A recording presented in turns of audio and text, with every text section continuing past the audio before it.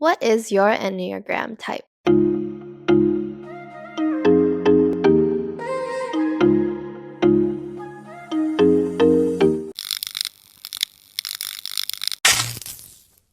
Welcome back to After Hour Happy Hour. We are your chaotic but cathartic co-host. I'm Vicky. I'm Sharon. I'm Jamila. And today, if you are unfamiliar with Enneagram type, it's a little bit similar to your MBTI type, but these categorize you into 9 different types, and they're literally called type 1, type 2, yada, yada, yada. And each type represents different type of people. And so you take a test, just like the MBTI, and then you get your results. And we're going to talk about our results and what it means for us. So a little bit of a backstory. We've actually done the Enneagram way back when we started our podcast, but then my audio was really crappy. So then we just completely scrapped that episode. And we're going to see if the results today are the same as the results that we got almost a year ago when we took it. Good thing you do, because I don't remember mine nor yours. So I don't remember mine. Okay. Let's start with what results we got for our types and what our types entail. Go and guess each other's. Oh yeah, let's guess each other. I'm gonna say Jam is type 7 and Sharon's type 4. okay, I'm gonna guess that Jam, based off the names of each type, not the actual descriptions, just by name, I would think that she's 7 because it says enthusiast. But based off actual descriptions, I was leaning more towards 3, which is called achiever. But then the characteristics were like it's like heavily validation oriented, which I feel like is accurate as a person who is a words of affirmation thing. And recently we talked about parents, and then there was another thing that was like very goal oriented, and then you're generally very likable, but some may say that it's still difficult to get to know you. Like we only know the deepest parts of you kind of thing, but then amongst everybody I feel like you're very likable. So if I'm wrong on either of those, then shit, I don't know. And then for Vicky, I thought you were type 8, which is called the challenger, which was very characterized by like unwilling to be controlled. And I feel like you're very free spirited. So then I was like, oh, maybe Vicky's type 8, but by her expression, that's very wrong. And then there was a bunch of questions about, oh, do I prepare for the worst case scenario? And I feel like Vicky would have answered yes for all of them, but then I don't know what type that is. So then I don't know, but that's my guess. Okay. I might be a little biased because I just remember what you guys got last time, and I feel like it still stands. For Vicky, fuck, I could be really wrong, but I think it was type 5, the investigator, thinkers who tend to withdraw and observe. I actually didn't really read into it. I just based it on the names. Sorry. And then for Sharon, I think it's still type 1, which is perfectionist, responsible, and fixated on improvement.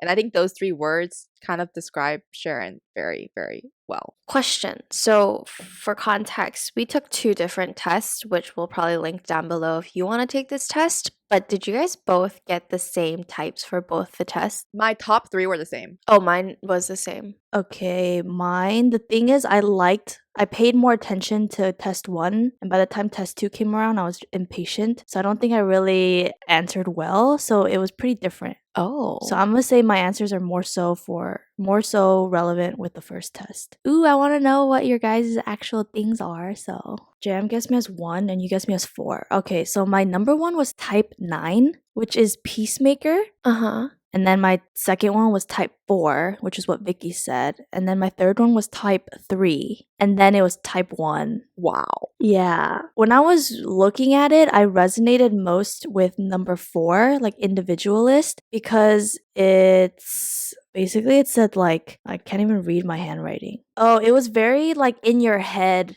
descriptions, like you're immersed in your mental landscape. And then there was a line that said like heavy stress can lapse into depression, and then highly sensitive, and then like you really value like authenticity and stuff. And then type 9 is I don't like conflict, where I feel like I'm always in the middle ground of like understanding both sides and always wanting to find like a middle ground. That I do agree with. There was one line that stood out to me, and it's like deep-seated faith that things will work out, and that's like one thing that I 100% agreed with. I was just surprised that that one ranked the highest. And then based off Jam's description of 1, I would think the same thing, like perfectionist stuff, and that was my 4th. I'm pretty surprised about individualist. But I guess that for sure is the first ones. Wait, which one did you agree with the most? Was it your second type? It was type 4, but more so about like the emotional aspect of things, not so much like I'm different. Do you not like change, Sharon? No. Like in any aspect? Thing is, once it happens and I get adjusted, I'm okay with it. But the process of change, now that I've realized, makes me uncomfortable. I think it's like the anxiety of like not knowing what's gonna happen. When I like to know or like organize things the way, so then when things change, I like don't like it. Then it turns out fine. But I feel like you always like adventures, or you don't mind adventures. You know, like spontaneity. That's not change though. Like if you're like, oh, let's go on a trip, I'm like, okay, that's like spontaneous, I guess, but that's not like change because it's temporary. If you plan a trip and then on your trip, someone's like, okay, let's not do this, let's do something else outside of your plan, would you be like, I don't like that? No, that's fine because it's temporary change. I'm talking like actual change, moving to a different city or doing things different when you've been doing them for a certain amount of time. Do you have an example? This is like a basic example I could think of. I remember when we first switched to doing our awe background, like the black background, and then moving to this where we shoot from like 3 different angles and stuff. I was like, is that gonna work out? Like I don't know. And like that aspect of change, I was like, do we have to kind of thing? But then it like was so much better, you know? So then I think just the concept of doing something different at first makes me uncomfortable. Well, this is a great balance in our trio because me and Vicky aren't scared of change. We're just like, let's just try it out. I feel like you guys also get bored easily versus some of the questions that were like, do you get bored easily? And I was like, not really. I just don't like people or things. That's so shocking to me because I wouldn't particularly say you're a very routine person either. But she likes routine. Yeah, I do. But she doesn't normally stick, like she wouldn't wake up at 8 a.m., eat breakfast, gym, you know, like she wouldn't mind. I would. Like, it's not like you have to do it. You know what I mean? Because there's people who are like, if I don't do it, I'm uncomfortable. Like, I will need to do it in order to feel satisfied. But Sharon's not that type of person. I won't be uncomfortable, but I'll hate the fact that I didn't do it. Like, even in college, when we would go to like coffee shops and I'd plan out my day and then we'd leave earlier or be like, let's not do this. I'd be like, fuck, I didn't get to do these things that I planned for and we're doing something else. But then I'll still go for it because, you know? I see. Yeah, I'm reading about nines and I'm like, oh, I didn't know this about you. Oh, does it say I don't like change? Why do I feel like we probably had the same exact conversation? Probably. Because it says change can provoke unpleasant feelings and disrupt your desire for comfort. Y'all both got it spot on. Oh, yes! I thought you were going to say y'all both suck. When Sharon said the things that she mentioned, those were the 2 notes that I took down too. But Oh, yeah, my shit. first one is type 3, the achiever. It was 8.4. That's my second one is type 7, the enthusiast, but that dropped to 5.7. Oh, shit. Yeah. Third type is type 8, the challenger, which was a 5.4. Oh, that was what I was like going between 7 or 8. And then I was like, you seem more like a 7. Yeah. I think even based off our recent episodes, I realized this a lot more. Like, you may not admit it, but you need validation from people. I think I knew that, but that I didn't want to admit it because I felt like words of affirmation just felt very, what's a word for it? But Needy? maybe needy, or it just doesn't feel like it's a positive thing to have. So I feel like I just didn't want to admit to it. One of the things I wrote down for type 7, the enthusiast, it was like they focus on strengths and downplay flaws. And I feel like that's actually me a lot of times. I would focus on my strengths, and if there were flaws, I would realize them myself, but maybe not necessarily like speak up to them, or I would maybe try to make it sound like a better thing. I've realized that I need like more validation or words affirmation than I thought I needed, especially in things that I'm not like fully confident in. Yeah. I think that makes sense, especially when it comes to the whole parents and career thing. Yeah. Where you still seek validation from them. And then I think that's where I think I knew you were goal oriented, but like you're very goal oriented. I am. Where that has to align with the validation versus, how do I describe this? Like, I think Jam's the need for success is strong. That's why. Like, success is very important to her. And you need validation. Dude, that's crazy. Okay, sorry.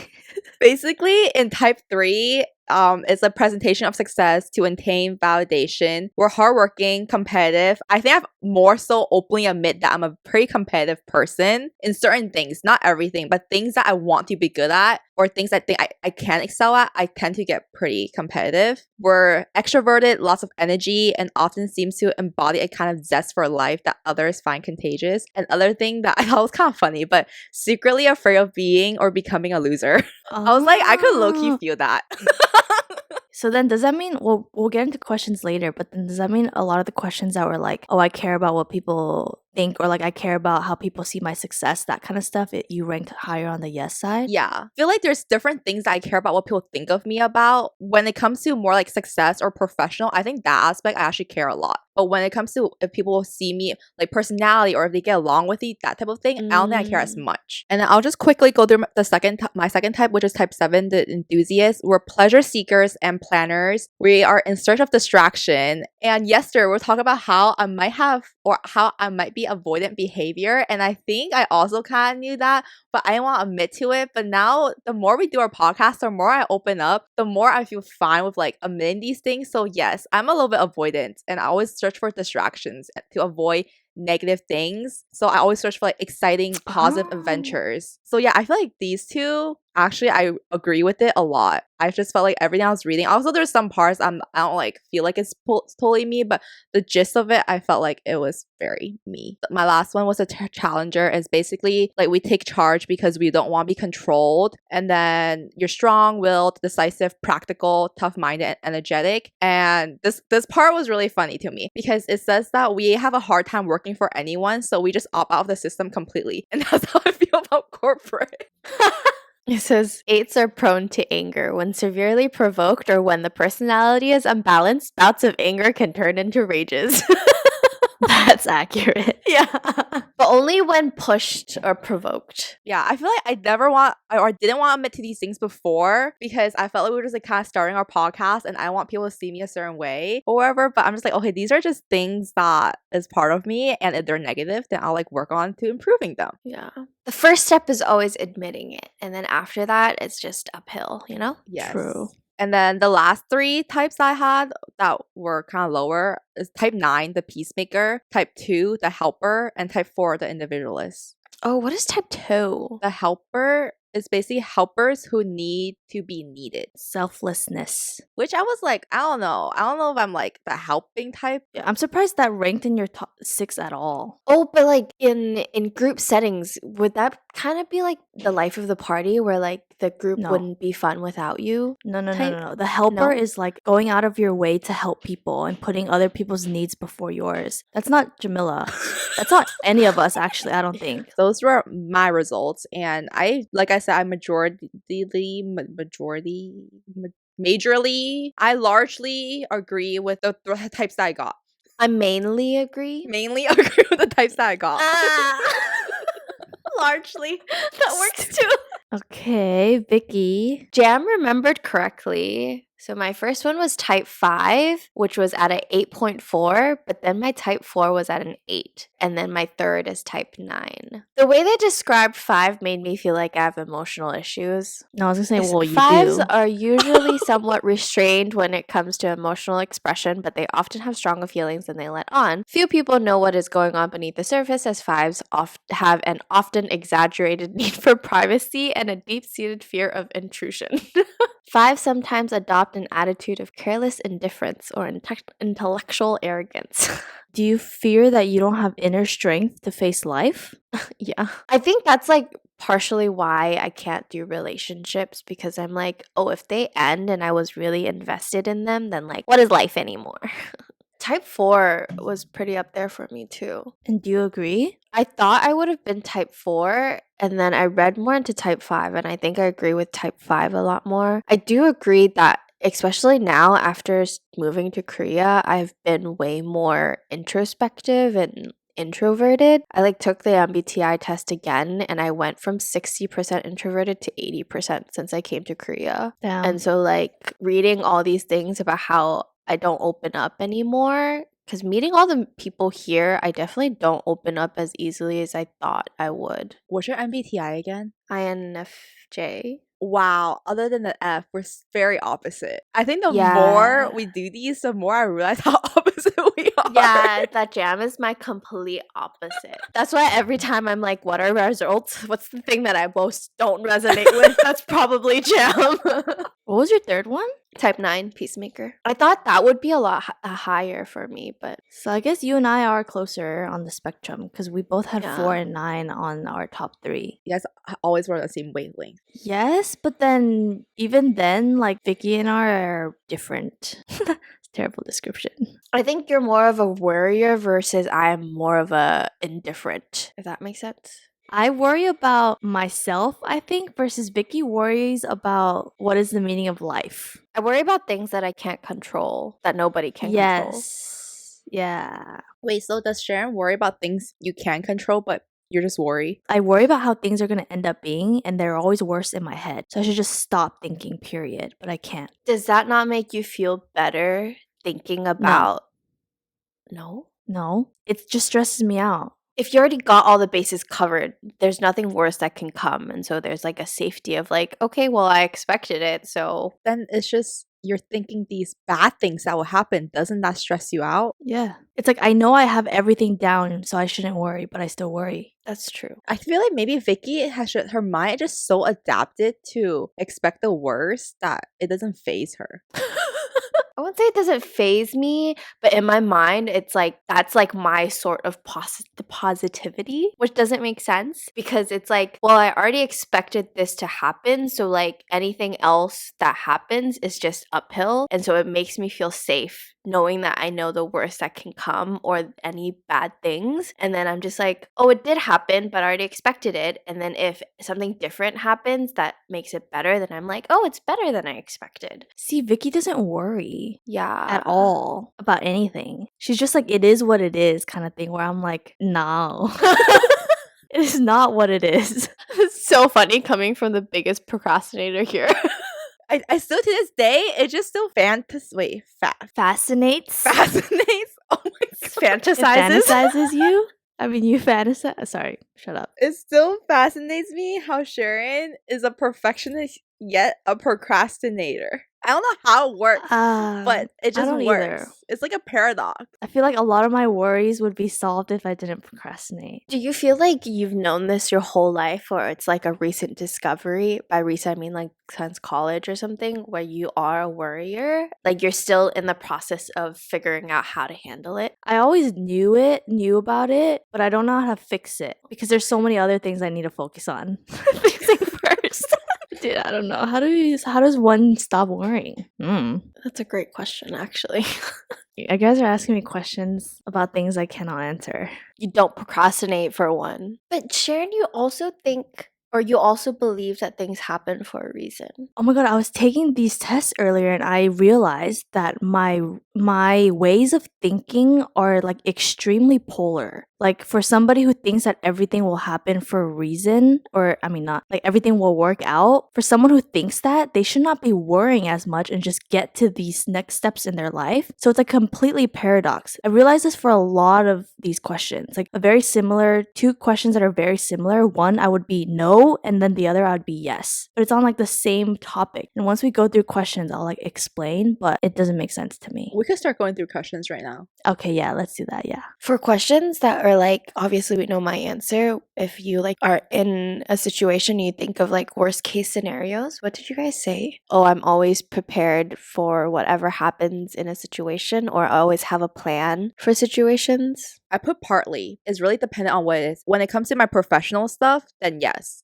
If it comes to my everyday kind of thing, then no. For situations where you don't plan things, if something doesn't go a certain way, or like it just isn't what you think it is, what do you do? It depends what situation it is. Like when it comes to my professional stuff, I'll always have like an A, B, C, D. So it can't go wrong. Where if we're talking about traveling and stuff, then, you know, it's so casual that if it doesn't go this way, then, well, I think to the point of like, if I go meet up with somebody that I'm not super, super close with, I will practice conversations in my head. And then when we meet each other and I'm like, oh shit, awkward silence is about to come up, I practice this and then I'll like probe that conversation to come up so I know how to direct the conversation so that it's not awkward. So if you're in that situation and you have nothing to say, like, do you just sit in awkward silence and you're just like, oh, okay, like, I don't think I'll ever run out of things to ask. If it's someone new I met, I for sure will always be able to like ask something. See what I mean?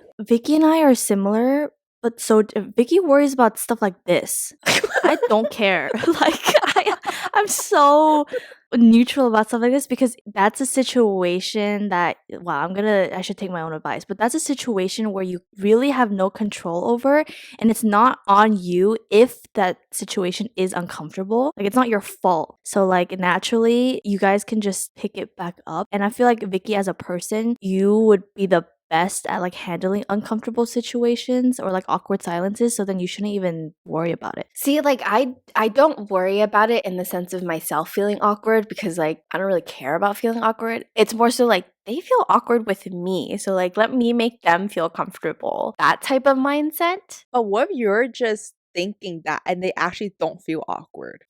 See, that's what I learned in college, like after second year, that I'm like, awkward silences are okay. So I'm better at it now.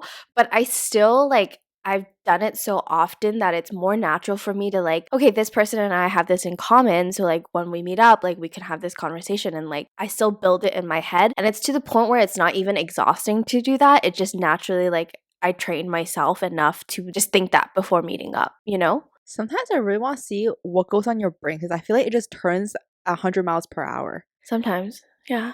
But the thing is, I feel like this is a very like introverted kind of thing where you probably were like, oh my God, was the other person uncomfortable? And then they'd leave it being like, that was the best conversation I've ever had. Honestly, yeah. I've never gotten it until this year, but they say that their first impression of me is like they feel safe around me. And I'm like, what?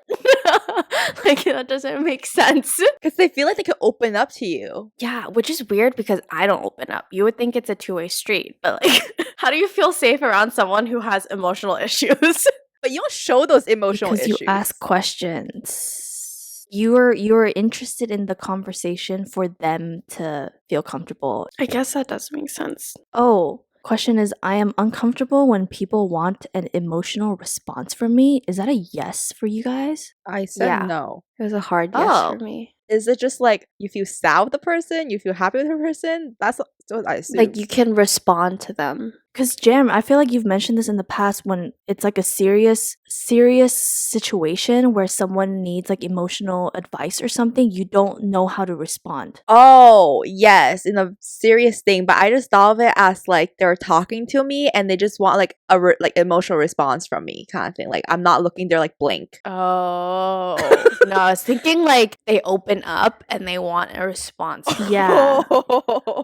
Or like in a situation where they expect you to be emotional back about yourself. Oh, that's why I said yes. Because I'm like, it's a lot easier for me to empathize and tell you what you need to hear than to be like, oh, I went through the same thing. Let me talk about my experiences so you don't feel alone. Like, that's Yes. probably not going to happen until we're like 5 years deep into the relationship or something. I feel like for me before I would have been like a strong yes, but I think because through our podcast, I've learned to like open up a little bit more, not to a full extent that I might have like opened up to you guys, like all the details, but I feel more okay with like perhaps sharing some of my experiences. Does it make you anxious? I don't know if that's the right word. Like, is it hard for you guys to have that emotional level with them? You know what I mean? Like when they're sad or when they're opening up for you to empathize and make them feel better? Or is it easy to be like, oh, like they're having a hard time, let me help them? I don't think it's hard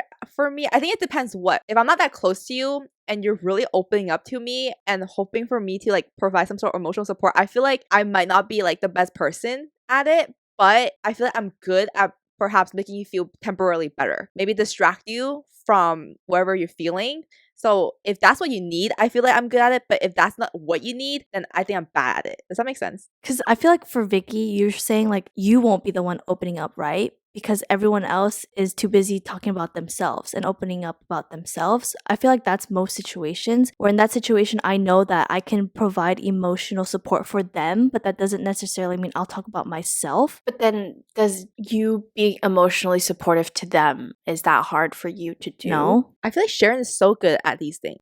Thanks. That's why people like to like have conversations, or that's why I feel like people says she's a good conversationalist. Yeah, like a good shoulder to lean on. What about the questions where it asks if you avoid pain and suffering? It was it kind of like I avoid feeling this way. Yeah, like if you knew the exit strategy to feeling sad or lonely or worried or anxious, you take that route, but more than you would like, oh, let's delve deeper into it. Yes, I put no. I put no too. that's pretty reflective of Jam's who we are. avoidant. Yeah. That's funny because didn't we all do rank avoidant for our attachment theory? I don't think we were avoidant. Well, we're definitely not secure. So I was secure. Oh, me and Jam were secure. oh shit. But that was more like, was it about like your relationship or kind of like your relationship with your parents? This is like, are you comfortable feeling strong emotions or do you avoid them because you don't want to be sad? Then there was a question that was like, do you think in a interesting way that sadness is beautiful? Something like that. Oh, Jam said no. definitely not. Vicky, did you say yes? Yeah, I said yes. I did too. What? How? Like, can you please explain to me? Like, It's because I've experienced certain things and knowing that other people have experienced certain types of sadness, there's a bittersweet beauty to that. But also it's like I'm so comfortable in this because I've been feeling sadness or feeling like hollowness for so long that it's like comfortable and safe versus the idea of the opposite is very not safe and not what I can imagine. I think it's also because I always root for like underdogs. So when I hear people's stories of how they've had to overcome certain things, there's the beauty in that. I think like overcoming sad emotions or sad things is just like a hard aspect of life. So then it's like, oh, there's beauty in that kind of thing. Versus a picture perfect someone, you know what I'm saying? Or like also know like you're at rock bottom, so you know that you can only go up from here, and so you feel the sadness and you're like, okay, it sucks to be here, but I know that if I work harder and like do more, then I can only get better from here because I'm already at bottom. So like there's a beauty in that sadness. I think I get it, but I don't fully understand it. Jam's like, if I could choose, I would be happy 100% of the time. Yes. That's funny. Oh, well, the one where it says, I get bored more easily than most people. I'm always looking for new experiences. Yes. Did you put yes, Vicky? Yeah, I put yes. Did you put no, I Sharon? said or no. partly? I don't get bored easily. You guys have, I don't know if it's attention span or what, but you guys get bored. Yeah, that's why I never finish shows. Exactly. That like your guys' speed at it as which to how you progress in like shows, especially Vicky. I'm like, are you bored? Like, Yeah. Can you just watch it all the way through, please? I watch so many shows, but one episode per show. That's all you get from me. Hey, it's enough to talk to people about it, so. I guess. The questions where it's you let other people lead you or you lead yourself, which, like, if you had the choice, would you let other people lead you? Or I let other people make the decisions. Yeah, I think that one was the other test, and I put more on the not strongly disagree, but like disagree. Oh, I put yes. I'm not surprised because you've mentioned it before, like in group, like group, what's that called? Group projects and stuff in college, and in those general broad situations, you just sit back and see what other people do and let them take charge. Yeah, I don't like to take charge unless I have to. But it also really annoys me when no one steps up to the plate. So when that happens, do you step up to the plate then? Yeah, because in my head, I already know what to do, but then obviously I'm not going to voice that until someone, like nobody does it, but then it irritates me because I'm just like, I like know certain people in settings where I'm like, I know you can do it, but you're also like me and you're holding back, so why don't you just step up, like do something? But they're like you. That's what Yeah. I was curious about this one. I don't know, more so for Vicky. Rules annoy me. The next one I was gonna ask. Oh, really? neutral for that. Because some rules Oh. do annoy me. There's also that question where it was like, I either fully obey or fully rebel. I said fully agree for that. Because that's how I am with rules. Very circumstantial, but if I respect whoever gives me the rules, I'll fully obey and listen to whatever you say. But if I don't, like, I don't give a fuck. Like, I'll do everything you don't like me to do. Mm. Even to the point where I'll do it, even if I don't like it, but I just want to piss you off. Have you been in that situation where a rule has annoyed you? Isn't that kind of like with your parents, like don't get tattoos, don't get piercings? Yeah, like I'll do Oh. everything, even though I'm still scared. But like I'll still do it partially for the fact that I know my parents don't like it. And I'm just like, well, what are you gonna do about it? Like strap me down and laser it off? That's Like, so much no. balls. But if you genuinely think about it, like what can they do? Especially now that I'm here, like everything I pay for myself. That was my biggest thing living in their household is just like, oh, I eat what's theirs, I live under theirs, like they paid for my medical health. But now that I'm here, I'm so much more ballsy because I'm like, you literally can cut contact from me and I can still live. Did you say no, Jam? I put partly because I think it depends what rules it is. Yeah, that's true. I think I put no, but then now when you put into perspective, like for example, the rule of wearing a seatbelt, or some people probably get annoyed, but I'm like, well, it's gonna save your life potentially, so follow it. But versus now, this just took me back to like elementary, middle school, when there was a rule of like you can't go to the bathroom more than X times a day kind of thing. Did you guys have that? Like that's No. so Yep. stupid. So now I'm like, oh, okay. There's a saying in Chinese where it's like people are alive but rules are dead. So people Oh, can set a rule, but then like life is ever changing, things change. So if you are stuck on rules that happened in the past that is so different and not relevant for current times, why would you still keep it up? Vicky. Sorry, this one it just screamed Vicky to me. I don't like commitment. Who wants to be locked into something, especially if something better presents itself? I wonder what I answered for that. Yes. Absolutely, yes. Dude, I don't know what it is. It's not like I didn't have a stable commitment growing up. I don't know. So then would you have a problem with committing to a company for 2 years or you have to pay it back? She wouldn't. I wouldn't. But that I think because in my mind that is not commitment. That's just 2 years. But what if that involves like moving to a city and like paying rent and stuff? That's fine. That's commitment. That's what I did here. There's an end time to it. So you're just scared of like emotional commitment because it's not any other commitment that you're scared of. Yeah. Because emotional commitment is forever. There's no Not ending really. to it. Like a relationship, like you either marry this person or you don't. Logistically, I know I can. Like I don't know why it's really just relationships because with friendships, I don't see that. Like I'm not afraid to commit to you guys in a friendship. Like that makes Nothing sense. to commit to. I get. Well, how is that different from a relationship then? Like you commit to a relationship. Exactly. I don't like if you can commit to a job of like 2 years and potentially move to a city and pay rent and potentially like hate it midway, but you're still okay with that commitment, knowing no idea if you're actually going to like the job, but then you can't commit to someone who you potentially see a future with just because of the possibility that things won't work out. You know what I'm saying? Whoa. That doesn't make sense. Because when it comes to a job, that's the boomer in me where I'm like, I can hate it, but I can live through it. Like I don't mind the suffering for that. But the emotional aspect of like, oh, this man can like break my heart or like I can break their heart. I'm just like, But it doesn't make you mad that you're kind of wasting your time committing to something when you know you can be doing something that makes you happy. Like that's no, fine. because I think that's my lesson learned. Like I don't need to do like teaching. I thought I would love it. I did it, committed it, and like I told my sister this yesterday. I was like, if someone paid me $8,000 because that's my severance and my flight home, I would quit tomorrow. But I still don't regret this whole year coming here. Not because moving here to Korea, like obviously that's great, but also for the fact that I learned I don't like teaching. And so I feel like in any other corporate situation, if I did the same thing, it's not like I didn't learn anything. I'll be grateful for that. And even if I hated like the last half of it, I'll still be like, I made a commitment. I'll finish my commitment and then move on to the next thing. Question. So let's just say you were at a job and then you sign your contract for 2 years, but a year in and you just know this isn't the place for you. You know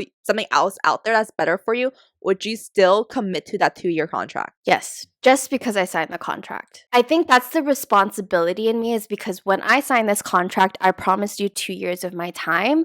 And so I will give you my 2 years, even if I don't like it. So how can you not commit to somebody without a time span of like, we're gonna date for 2 years? You have no limit. You can break up tomorrow. You can break up yesterday, but you're just committing to it's like the same thing where you put in hours of like a job and stuff. You're seeing, like, you see this person as someone you potentially want to be with, but you still can't commit. But it's emotional. That's a type 5 in me. So type 5, we have a clear like line between work, friends, family, and relationships.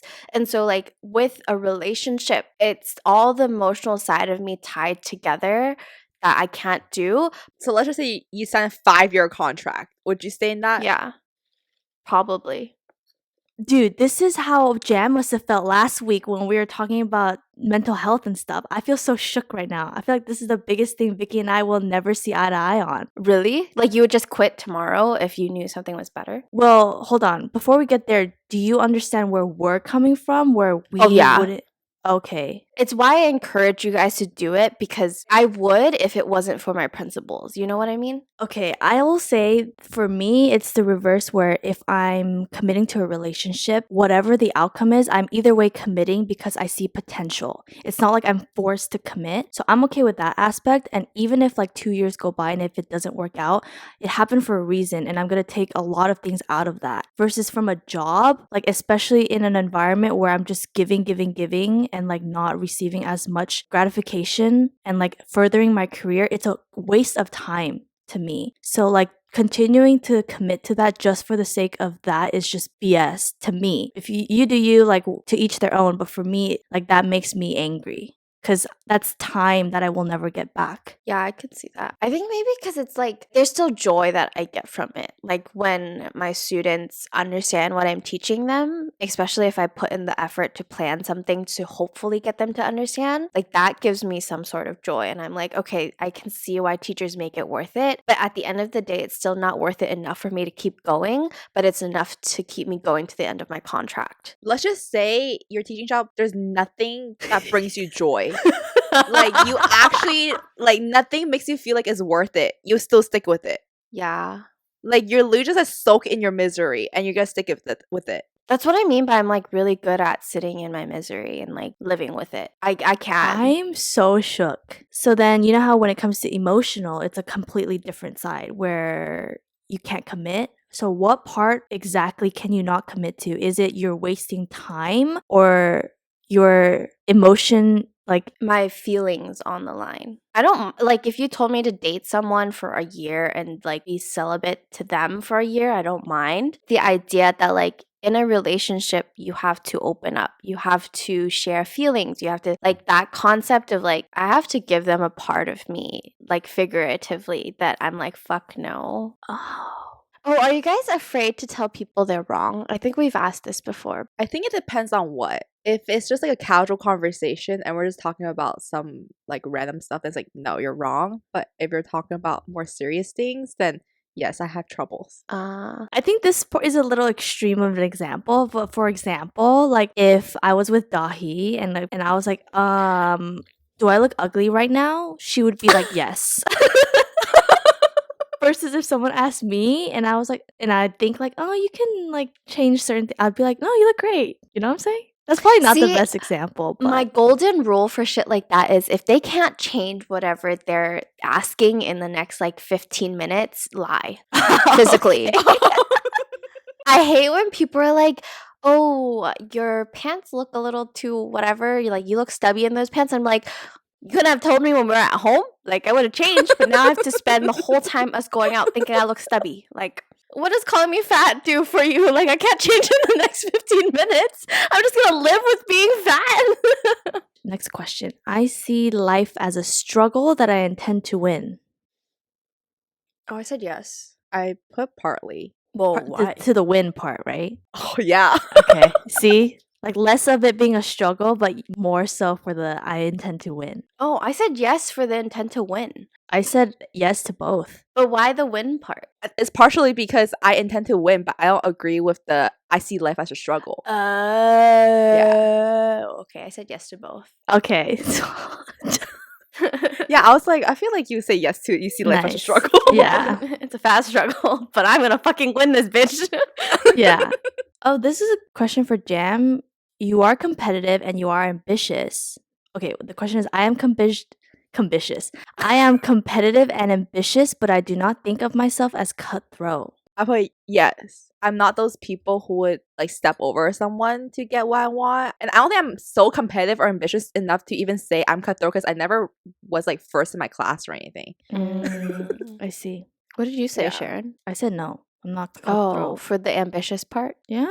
I don't think she's competitive. No, I'm not competitive. I would say like I could be ambitious, but then I do not consider myself cutthroat. I'm too Peacemaker. She's a peacemaker. Oh, I said yes to that question. You're cutthroat? It says, but I'm not cutthroat. Oh yeah. Oh, Yeah. yeah, then yes. Yeah, so I said yes because I do feel like I'm ambitious or whatever, but I would never step on someone to get to my goals. So I said yes. Yes. Are you competitive too? Depending on what. In certain things where I really don't care about, like playing a board game with friends, like I would be the person that like if I know someone else would feel happier than me if they won, then I would let them win type of thing. But then if it was like I had to compete with someone to win something that I want and I know that they wouldn't care that much, or if I just don't like them and I know that it'll piss them off, then I'd be fucking competitive. Wow. I'm the person that would like to win at board games. Me too. Yeah, if I liked you, like if I was playing with Jam, I'd be like, okay, I'll just lose. Like it's fine. We don't. I need wouldn't to want know you to though. I would want to beat I you on my know. own Yeah. free will. Mhm. Yeah. Same here. I don't think I'm smart enough to manipulate a game to let you win and let me lose. But like if I could, I would. How you guys feel about the loser question? It'll be the worst thing to be seen by others as a loser. I think I put one up from disagree. Yeah, I think I put no or partly. Yeah, I think probably partly for me then if it was on that question on that page. I don't I think it's the also said worst partly. thing. I'm pretty sure my I see the- parents see me as a loser. What do you mean? I'm sure they don't. Yeah, I'm sure No, they I'm pretty don't. sure they do. Well, my dad, not my mom. My mom still loves me a lot, so Why? I'm sure your dad still loves you a lot. he loves me, but he definitely looks down on me In what regard? in every regard. Like his image of me is like I'm very incapable and I'm reliant on parents and like I am like essentially useless. But he still loves me because I think the alpha in him is like, oh, I get to take care of my daughter, and he likes that I'm very beta and I listen to him most of the time. And so he still loves me in that sense, but when it comes to like believing that I could succeed, he does not. So then I think because I like accepted that he thinks that of me, even though I don't believe that I'm just like, it's not the worst thing if someone sees me as a loser because it's like the underdog thing. Like, once I succeed, you're going to eat your words. I'm so one, that's fucked up. 2, I don't know why he thinks you wouldn't succeed. 3, I don't know what he would want you to be doing in order to think that you would succeed. And 4, just unlocking every aspect of trauma in Vicky. That's what I'm learning. So can't tackle it all in one episode. I feel like I would put yes if it was professionally. Yeah. Like if anybody, not just like your coworkers, saw you as that. Yeah. But then what situation would someone even think you're a loser professionally? Like, are you saying you hit rock bottom, you can't support yourself, loser? Or like, oh my god, she's doing content, what a loser. No, I think it's like if I did content and I didn't succeed in I don't know 2-3 years, I would feel like fuck. But you don't care if people think you're a loser if you're successful at doing content, right? Yeah. Okay, gotcha. Like because I know I'm successful, so Wow, that validation. What about the question where it's like, I have always felt different from other people? but no. I said no. I either put no or partly. I feel like it's just the idea that there's no way there's 7 billion people and not one person sees the way I do. For me, I just think I'm so average that I'm so similar to so many people. Oh, that too. I wouldn't say I'm different because I'm special. I feel like I'm different because I'm just built different. Physically? No, definitely not physically. Like the way that I overthink or the way that I Like your negative self. yeah, like so many people are just fine the way they are or like find value in certain things where I'm like, really? Like because I'm not content with. But you don't think there's other people like you out there in the world? I mean, there probably are, but it like fascinates me that there's so many people around me that seem to be not like that. So these were some of the questions that we found intriguing, but this conversation has gone on for so long that we're just not going to go through all the other questions we found intriguing because it's just going to lead to a 3-hour talk. So that was our analysis on which Enneagram type we are. And of course, as always, we learned something new about each other, Vicky. That was just not expected. So we recommend you take this test. We'll link it below. Let us know where you rank, and we will catch you next time. Bye. Bye.